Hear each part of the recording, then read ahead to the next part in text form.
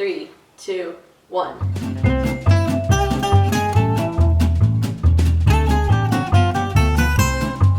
Hey everyone, my name's Inaaya and I'm here with Rintaro. On this episode of Whisked Whispers, we are making chicken katsu, miso soup, and with a side of cabbage and rice. So, thank you Rintaro for joining us today. Can you explain to us how we're going to start? Okay, so we have a little chain right here. So we start here with the chicken. We have a little flour. We'll crack some eggs. We're gonna put them in here, and then over here is the panko of breadcrumbs. So we're gonna just go down the chain. Each little chicken is gonna go through each process, and we're gonna finish it all right here. Then finish them off in the air fryer, and then that's it for the chicken katsu. Lovely. All right, let's start. So Rintaro, could you give me a little background about you? So you moved to Japan last year, was it? Yeah, October of last year. So you were in my batch. I'm currently a senior right now in high school. So you graduated our junior year, right? Yes. June of last year, yeah. Okay, so walk me through a little bit of why you moved to Japan. So basically, it wasn't really my decision. It was kind of out of our hands. So, we first moved here to America when I was about 4 in like 2010, something like that. It was for my dad's business, and so we never were actually like permanently going to live here. It was always going to be like in our future that we moved back to Japan. It was just like question of when. I remember when we were at Sandpiper, I had a scare that we were going to move back in 7th grade. I remember. Yeah. So that was a big thing. But then that obviously didn't happen. Yeah. But then we heard the news. I think by end of sophomore year that we were going to move. Oh wow, okay. But then so we're trying to figure out how to deal with that and if we can like push it back and anything like that. Originally the move was going to be middle of my junior year, which would have been really inconvenient, but we managed to get it pushed to the end of my junior year so I can finish my junior year. That's nice, okay. Ready? Yeah, you can do it. Ooh, this is okay. One's a weird piece. This is cute. This is cute, okay. It's like a wishbone. Here, show the people. Kind of. We Okay, can wishbone this. Alright. Let's make a wish. 3, 2, 1. Ah! Okay. Can't say that. Okay, so anyway, yeah, so middle of your junior year, you found out you were able to push it back. So at what point did you decide you were going to graduate early and not just finish high school in Japan? Well, I considered all my options. So what it came down to is whether I wanted to finish my high school years in Japan. But because of some like weird age thing, I would have to take 2 more years of high school in Japan. Oh wow! So it came down to 5 years of high school or 3 years of high school, and when it came down to that, it was kind of made it a lot easier decision. Plus the fact that with grades, credits, all that like more like complicated stuff, it would get like weird if I like transferred like countries mid like high school, you know? Yeah. So that was always just. So at what point did you decide like, okay, I'm gonna graduate early, and like that was the plan? At what point was that the deciding? Did you go into junior year knowing that or no? Yeah, I think so. I remember during the summer, I was already starting my senior classes. So I think it was the end of my sophomore year. I started like talking to my counselor about that whether that was actually possible. Yeah. I know someone in my class of 22 did it too. Oh really? I think like someone moved to Japan as well. Oh, interesting. Okay. So like they did it as well. That's where I got the idea from. Yeah. And then I talked to my counselor, found out it was possible, and then so that's when I realized that like okay we can do it like this. So then and then I submitted the paperwork. A lot of paperwork by the way. But I think it was end of sophomore year. I see. Okay, interesting. And so like how did you go about it? So did you need to take like extra classes, or did you just take like your junior year classes? How does it work? Just find more flour. I got you. Boom. Sorry, what was the question? Sorry, I was asking. So how did you go about it? Like, did you just take like junior year classes and senior year classes, or like what was the plan? Yeah. So basically, like for like the credits, whatever it was. So like 4 years of English, 3 years of math, all that stuff. So I need to make sure that I got those right so I can graduate. So I made sure I got all the graduation requirements, put it on paper, and then talked to my counselor what else I needed, and then I kind of just went over.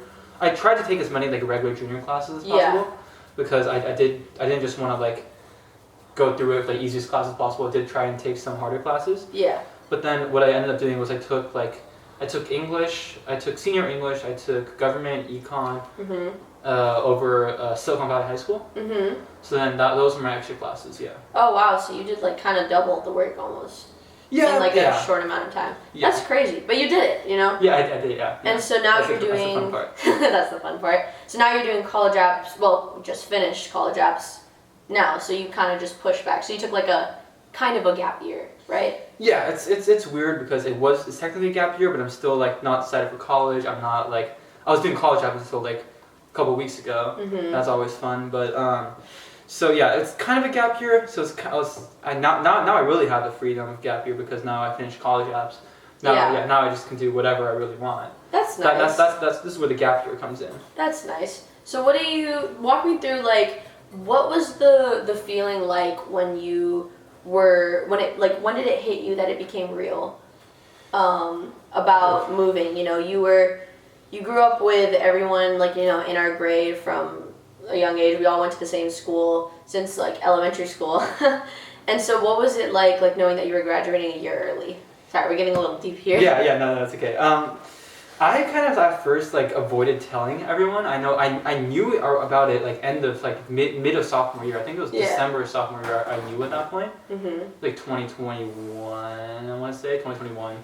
So at that point I knew, but I honestly didn't start telling like people until like summer, maybe even fall of junior year. Mm-hmm. But yeah, like I remember when it started really hit me was when I first started like actually going around telling people, and then Karma Decisions posted the Rintaro Sato Japan immigration post, which is a funny gig. I didn't think they'll actually post it, but that was funny. Yeah. That's when it started actually hitting, because then people started like coming up to me, they're asking is this actually true? Like, like are you like what's up with the immigration thing? Like, and then like that's when it started really hitting me. Oh, I see. So how was it when you first moved? I know you stayed at a friend's house for a little bit for like the first start of like our senior year, and then what happened after that? Yeah, so I stayed at a friend's house here in Belmont.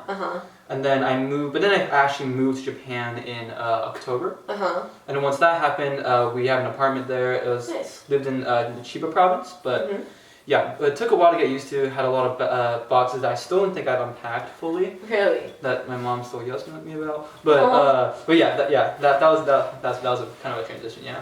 I see. And how is it now? Like in Japan, have you adjusted? Have you made friends? Like, do you know anyone there? Well, it's not a lot of like social opportunities for me because one, I'm not in school, and not in school. I have made like a couple friends over at the place I'm working at in Red Lobster in Japan. Nice. But and also a couple guys I'll see at the gym when I'm working out in Japan. But I'm not going to school. I'm not playing sports, so it kind of limits my social opportunities really. Yeah.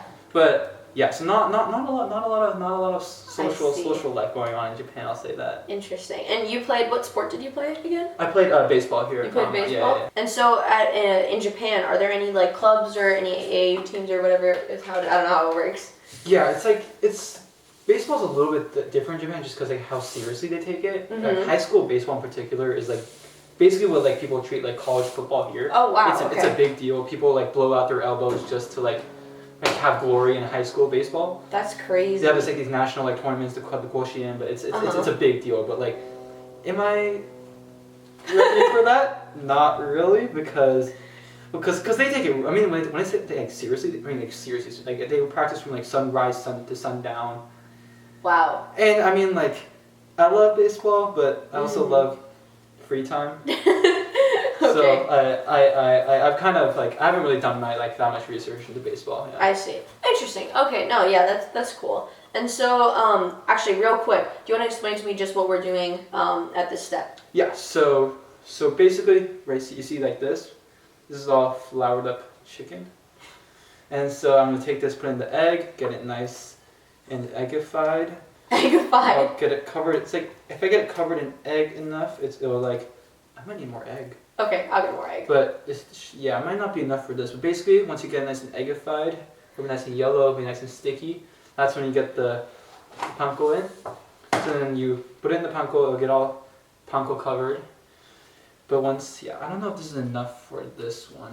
I'll try and like savor all the egg I have. All the egg. I'll get one more. Yeah, it should be good. But yeah, it looks like this. It's all eggified, nice and gooey.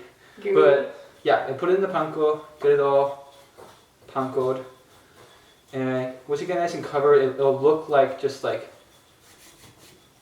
yum, like this. Nice.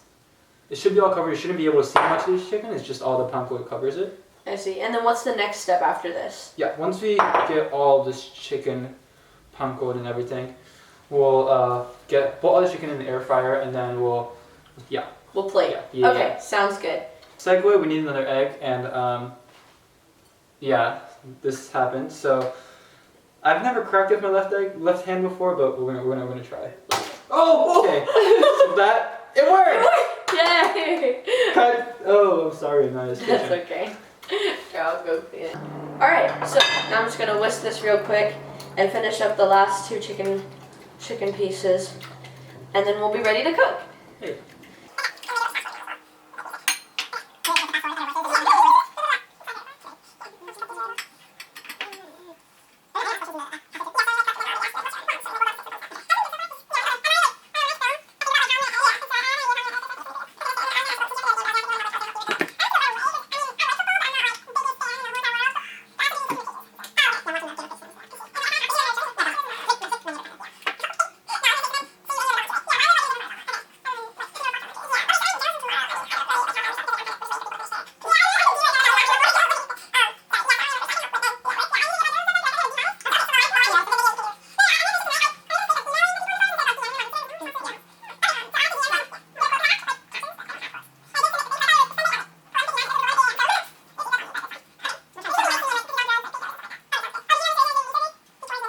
Okay, and last one. Ta-da! Okay, now we're just going to stick this in the air fryer, prep the rice, the cabbage, maybe some avocado, and yeah, we'll be back in 3, 2, 1. Okay, and we're back. Here we have it, our chicken katsu with some cabbage and rice and some miso soup on the side. So, Rintaro, what do you think so far? Shall we taste test? Let's do it. Let's do it. Okay. Make Oh, some this is sauce. sauce. Okay, what sauce is this? This is some vegetable, fruit, and tonkatsu sauce. Nice. Oh, that looks so good. Okay, I'm excited. Okay, Well. This is working. Okay, there you go. All right. All right. First bite. Yeah, first bite. Cheers. Get a good bite with the Oh, rice. sausage.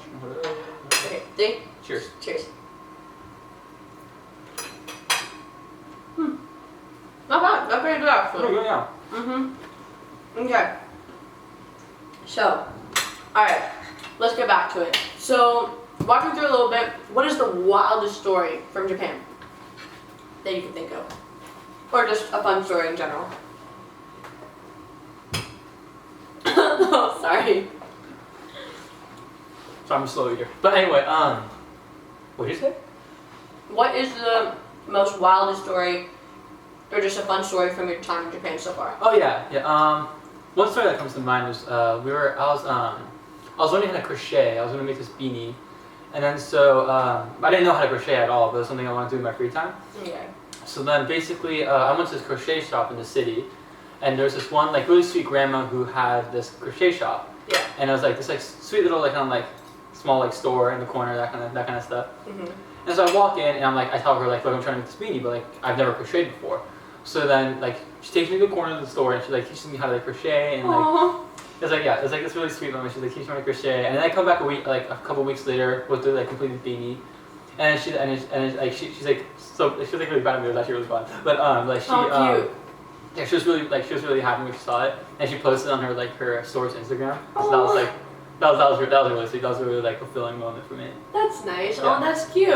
Okay. And then what about that time? I think one of our friends told us about this when you sat and talked to some random stranger for 30 minutes in like your first couple weeks of the trip.